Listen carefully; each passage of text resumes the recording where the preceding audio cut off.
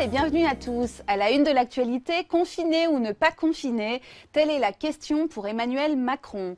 Les retards de la campagne de vaccination et un carton rouge à la recherche française. Enfin, les coulisses de l'anniversaire confiné d'une star du football.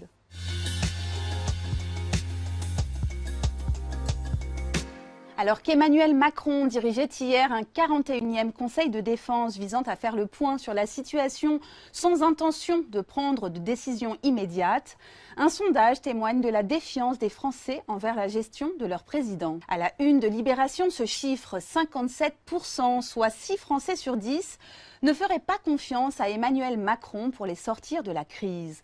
Dov Alphon, dans son édito, impute cette tendance à la communication brouillonne de l'exécutif. 36% seulement estiment que les différentes mesures contre la pandémie sont lisibles et compréhensibles. C'est peu pour espérer l'adhésion d'un pays, surtout à la veille d'un possible 3e confinement.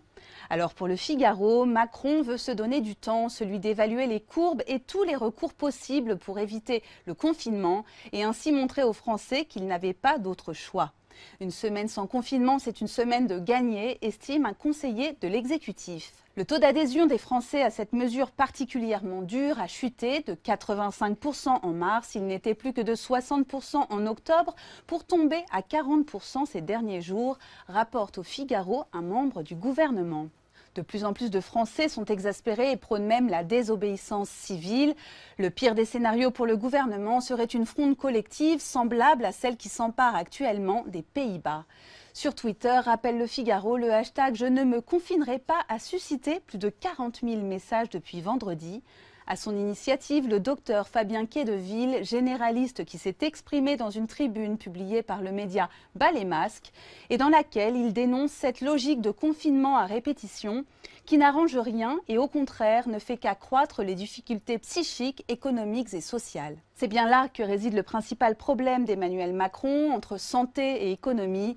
Le variant psychologique est une 3e inconnue à prendre en considération dans l'équation. Pour le président, estime Guillaume Tabar, la courbe de ce qu'on appelle l'acceptabilité des décisions est à surveiller avec autant de soin que les courbes sanitaires.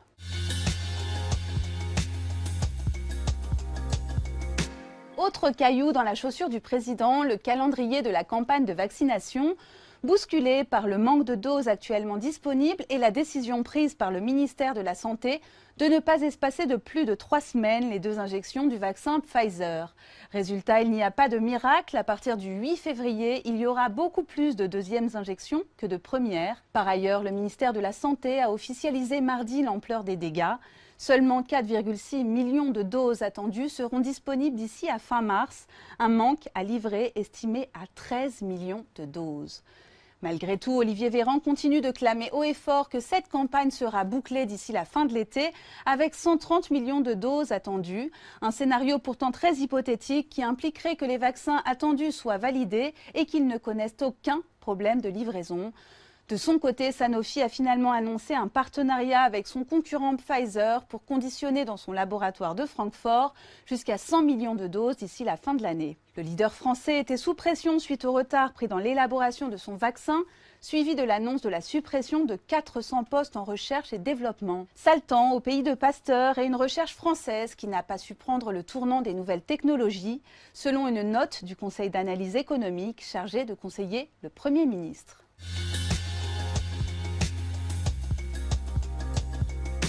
Et on referme cette édition sur un non-anniversaire, celui de Neymar, qui cette année ne donnera pas de fête à l'occasion de ses 29 ans. Pour la première fois depuis son arrivée au PSG, le Parisien nous révèle que la star brésilienne ne pourra pas organiser son anniversaire en grande pompe, mais se contenter d'une célébration plus discrète. Aucun de ses partenaires ou des invités habituels n'a reçu le fameux carton Sésame pour pénétrer dans le sein des saints. Une situation vécue comme un soulagement du côté du club. Ces 2 dernières années, les fêtes de leur prodige brésilien étaient devenues une sorte de caillou dans la chaussure dont ils avaient bien du mal à se défaire. 29 ans, l'âge de raison, peut-être tout seulement la preuve que les relations entre Neymar et le PSG se sont apaisées, en bonne voie peut-être pour une prolongation de son contrat. Ce serait un cadeau qui n'a pas de prix pour l'ensemble des supporters du club parisien. En attendant, je vous souhaite une très bonne journée et vous retrouve demain pour un nouveau Café Presse.